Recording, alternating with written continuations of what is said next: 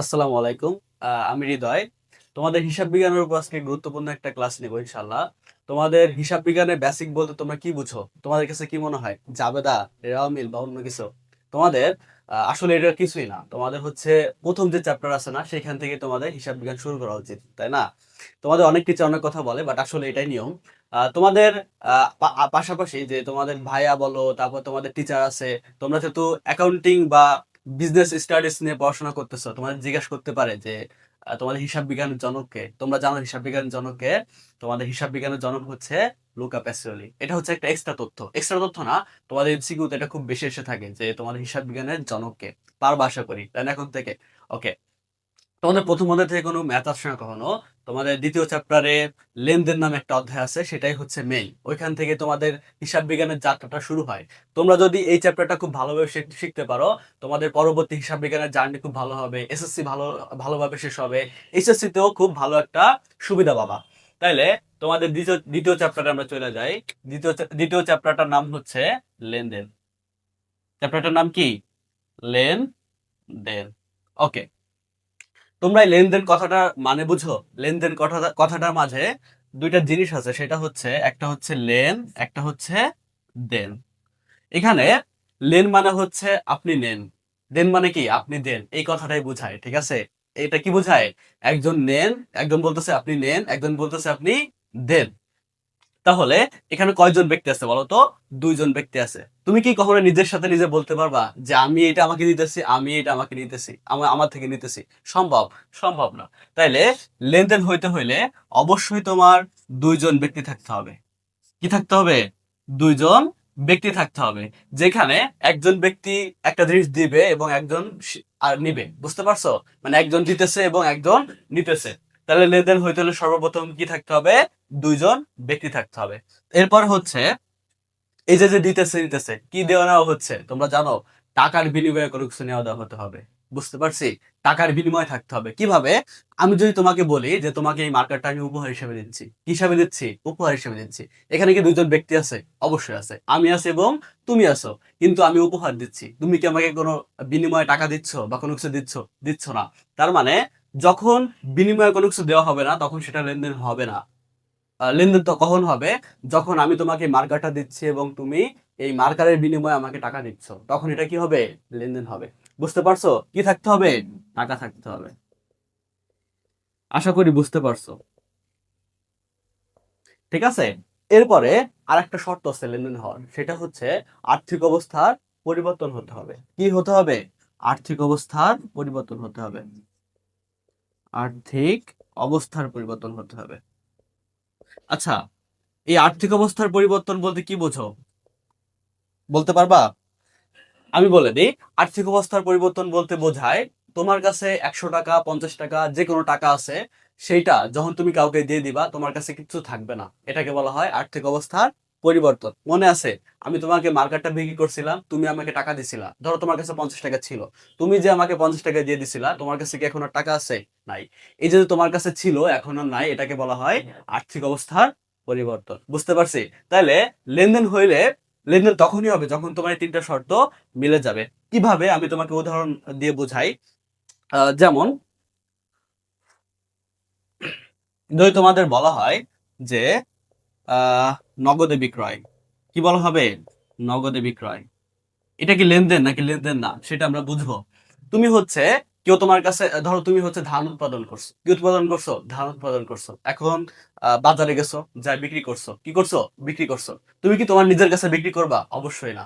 তুমি অন্য কারো কাছে বিক্রি করবা। কি করবা? অন্য কারো কাছে বিক্রি করবা। তাহলে এখানে কয়জন ব্যক্তি আছে? তুমি আছো এবং আরেকজন আছে। কয়জন আছে? দুইজন আছে। তাহলে এই শর্তটা কি মিলছে কি মিলছে না? অবশ্যই মিলছে। তারপরে তুমি যে ধান বিক্রি করছো, বিনিময়ে সে তোমাকে কিছু দিছে? অবশ্যই দিছে। নাহলে কি তুমি টাকা দিবা? দিবা না, সম্ভব না। আমরা অবশ্যই কোনো কিছু বিনিময়ে ছাড়া কিছু দেই না। তো সে তোমাকে কি দিবে? টাকা দিবে। মানে কি কিছু না দিলে তুমি দিবা না, এখানে তোমাকে সে টাকা দিবে। এই যে টাকা দিবে, তার মাধ্যমে দ্বিতীয় শর্ত তোমার মিলে যাবে। ৩ নাম্বার বিষয় হচ্ছে তোমাকে তোমাকে যখন টাকা দিবে, তার কাছে টাকা ছিল, এখন তোমার কাছে টাকা আসছে না। এই যে তোমার কাছে টাকাটা আসছে, এটার মাধ্যমে তোমার আর্থিক অবস্থার পরিবর্তনটাও হইছে। বুঝতে পারছো? তুমি যখন বাজারে ধান নিয়ে গেছিলা, তোমার কাছে কি টাকা ছিল? ছিল না। এখন যে তোমার কাছে টাকাটা আসছে, এটাকে বলা হয় আর্থিক অবস্থার পরিবর্তন। বুঝতে পারবো? তার মানে তুমি যখন নগদে কিছু বিক্রি করবা, এর মাধ্যমে এই তিনটা শর্ত মিলে যাবে এবং এটা হবে লেনদেন। বুঝতে পেরেছি? ইনশাল্লাহ আশা করি তোমরা এই তিনটা শর্ত যদি মনে রাখার চেষ্টা করো, তাহলে তোমরা লেনদেন বের করতে পারবা। তোমাদের এই অধ্যায়ে ক নাম্বারে সব সময় ম্যাক্সিমাম টাইম আমি বলবো 80% টাইমে তোমাদের লেনদেন চিহ্নিত করতে বলে। তার মানে এই তিনটা শর্ত তোমরা মনে রাখলে লেনদেন চিহ্নিত করতে পারবা। তোমাদের বইয়ে 7 থেকে 8টা শর্ত দেওয়া আছে, শর্তগুলো তোমরা নিজেরাও বই যদি পড়ো, রিডিং পড়ো, বুঝতে পারবা না। তার মানে এই জাস্ট তিনটা শর্ত যদি মনে রাখো, তাহলে এই লেনদেন বের করতে কি পারতেছো। আচ্ছা, এখন যদি তোমাকে আমি আরেকটা উদাহরণ দিয়ে থাকি, যেমন নগদে ক্রয়। কি হয়েছে? নগদে ক্রয়। এটা কি লেনদেন নাকি লেনদেন না, বলতে পারবা? এটা অবশ্যই লেনদেন। কিভাবে লেনদেন?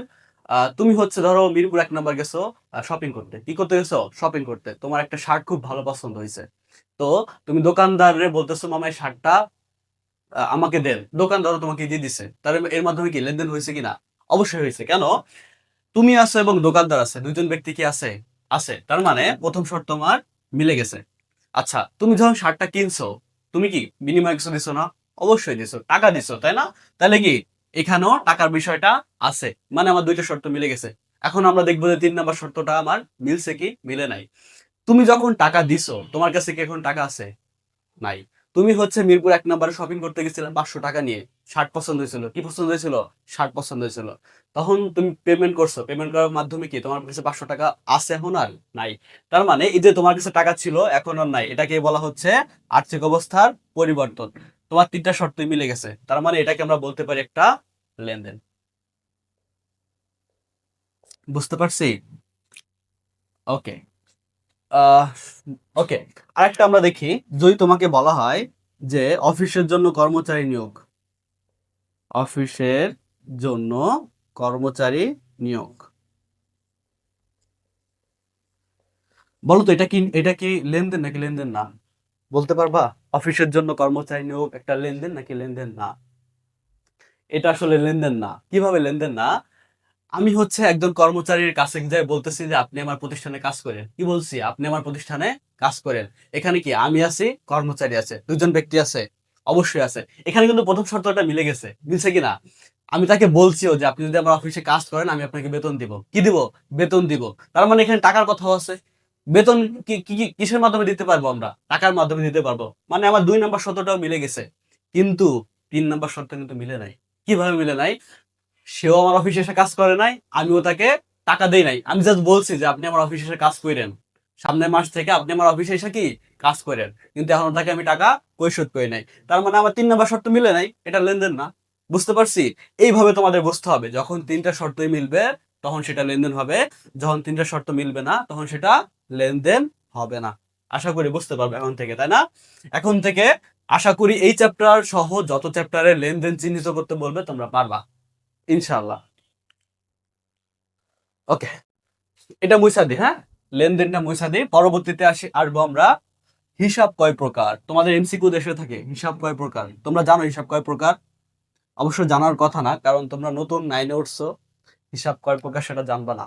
ওকে, আমাদের হিসাব বিজ্ঞানের মতে হিসাব হচ্ছে কয় প্রকার? 5 প্রকার। হিসাব 5 প্রকার। কি কি? প্রথমটা হচ্ছে সম্পদ। প্রথমটা কি? সম্পদ। তারপরটা হচ্ছে ব্যয়। তারপরটা হচ্ছে দায়। তারপরটা হচ্ছে আয়। তারপরটা মালিকানা সত্ত্ব। বুঝতে পেরেছি? এই 5টা হচ্ছে তোমাদের হিসাব।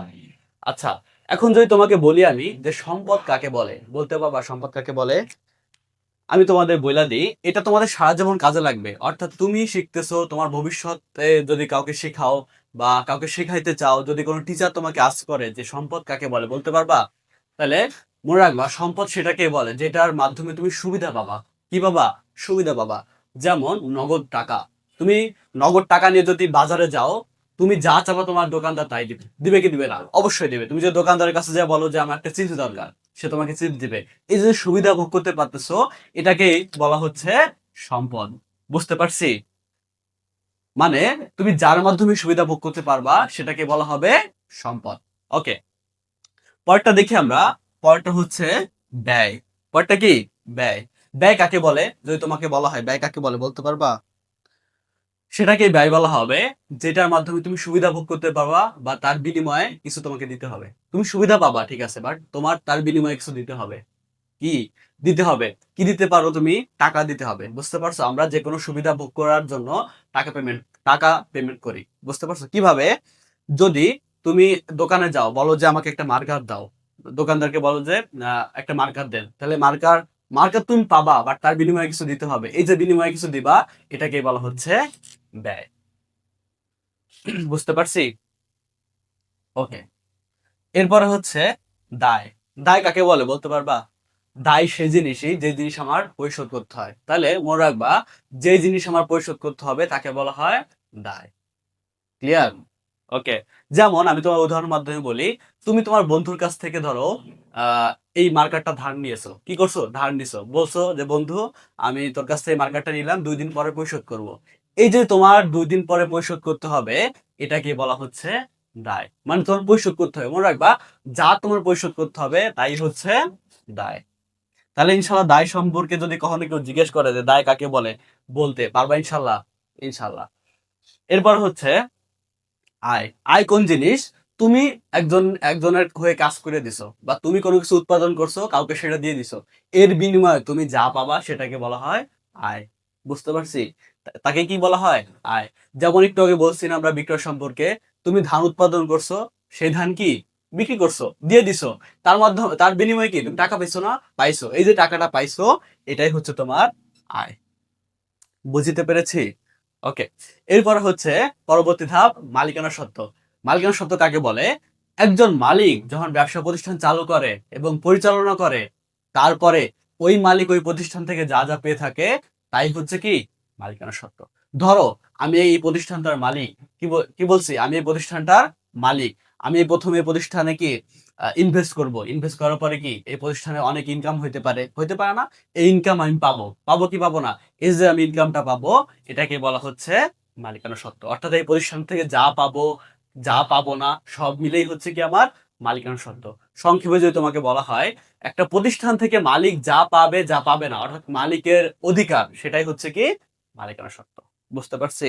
তাহলে এই 5টা হিসাব যদি তোমরা বুঝতে পারো, তোমাদের জন্য হিসাব বিজ্ঞান খুবই সহজ।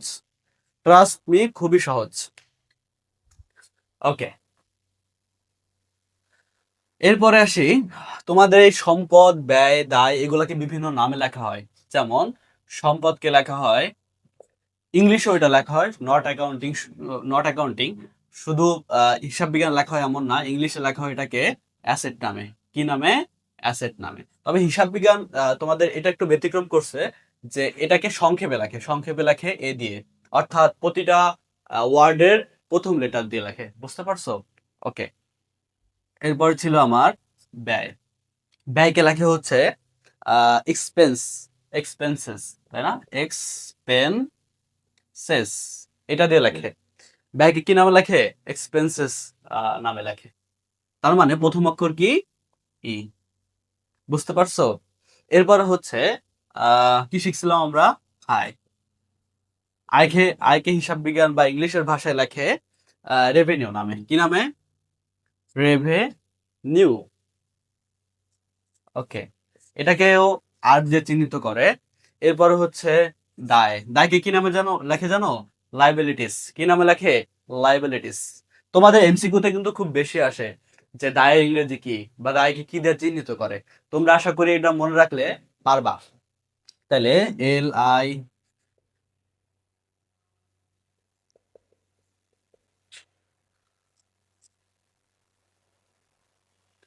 লাইবিলিটিস। ঠিক আছে? বুঝতে পারছো?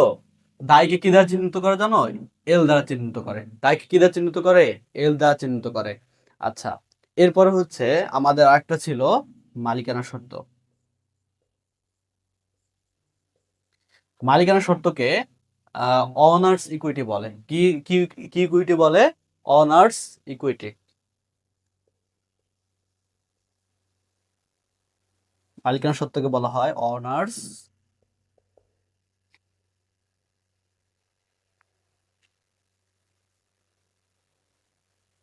ওকে। এটাকে সংক্ষেপে লেখা হচ্ছে ওই দ্বারা। কি দ্বারা? ওই দ্বারা। এই যে তোমাদের 5টা হিসাব দেখছো, এই 5টা হিসাবকে আবার সংক্ষেপে সংক্ষেপে বলা হয় হিসাব সমীকরণ। কিভাবে সংক্ষেপে লেখা হয়? এই সম্পদকে বলা হয় এ। এটা তো তোমরা জানো, তাই না? এবং এই ব্যয় এবং এই আয় এবং এই মালিকানা সত্ত্ব, এই তিনটাকে মিলে লেখা হয় ওই। অর্থাৎ মালিকানা সত্ত্বের ভিতরেই এই দুইটাকে ইনক্লুড কইরা এটাকে বলা হয় ওই। আমাদের আর বাকি থাকলো কি? দায় অথবা এল। ঠিক আছে, এই তিনটাকে তোমাদের সংক্ষেপে এইভাবে লেখে a is equal to l plus ওই। এটাকে বলে মালিকানা সত্ত্ব। কি বলে? মালিকানা সত্ত্ব। ঠিক আছে। আচ্ছা, এই সমীকরণটা আসলে কাজ কি? এই সমীকরণটা কেন কেন করা হয়? এই সমীকরণটা করা হয় একটা প্রতিষ্ঠানের সম্পদ এবং দায়ের পরিমাণ যাতে সমান দেখানো হয়। অর্থাৎ তোমার যদি সম্পদের থেকে দায়ের পরিমাণ বেড়ে যায়, ওই প্রতিষ্ঠানে কিন্তু চলবে না। কিভাবে? আমি যদি তোমাদের বাস্তবিক জীবনে ব্যাখ্যা দিই, তোমার কাছে সাপোজ 100 টাকা আছে, বাট তুমি খরচ করছো 150 টাকা, তোমার কাছে 50 টাকা আরো পাবে। তার মানে কি? তোমার দায় দায় বেড়ে গেছে না? তোমার কাছে যা আছে তার থেকে তোমার কাছে যদি কেউ বেশি পায়, তাহলে কি তুমি চলতে পারবা? পারবা না। এই জন্য একটা প্রতিষ্ঠানে সবসময় সম্পদের পরিমাণ এবং দায়ের পরিমাণ সমান রাখতে হয়। এই জন্য তোমাদের হিসাব বিজ্ঞানটা তোমরা করবা, কইরা বের করবা যে আমার সম্পদের পরিমাণ এবং দায়ের পরিমাণ সমান আছে কিনা। বুঝতে পারছো? ওকে। এই সমীকরণ কিভাবে করতে হয় এটা হচ্ছে তোমাদের গ নাম্বার এসে থাকে, তোমাদের প্রমাণ করতে বলে হিসাব সমীকরণ প্রমাণ করো, বা এ সমান সমান এ প্লাস ওই প্রমাণ করো যে সম্পদ এবং দায়ের পাশ সমান আছে। বুঝতে পারছো? এগুলা ইনশাল্লাহ তোমাদের সামনে ক্লাস আসবে, বা আমাদের প্রতিষ্ঠানে তোমরা যদি আসো তাহলে ক্লাস করতে পারবা ইনশাল্লাহ। ঠিক আছে, আশা করি আমাদের ক্লাস কন্টিনিউ চলবে, ইনশাল্লাহ ভালো কিছু হবে। ঠিক আছে, ওকে। দেখা হবে ইনশাল্লাহ নেক্সট ক্লাসে। আজকের মতো এটুকুই। তোমাদের হিসাব বিজ্ঞানের বেসিক যাতে আরো সহজ হয়, ভালো হয়, এই জন্য চেষ্টা করব। নিজেদেরও পরিশ্রম করতে হবে, একটু ঘাটাঘাটি করতে হবে। হিসাব বিজ্ঞান খুবই ইন্টারেস্টিং একটা সাবজেক্ট। যদি তোমরা জানতে চাও, বুঝতে চাও, বারবার কি প্র্যাকটিস করবা, বোঝার চেষ্টা করবা। ঠিক আছে, আজকের মতো আল্লাহ হাফেজ। একসাথে থাকো আমাদের সাথে।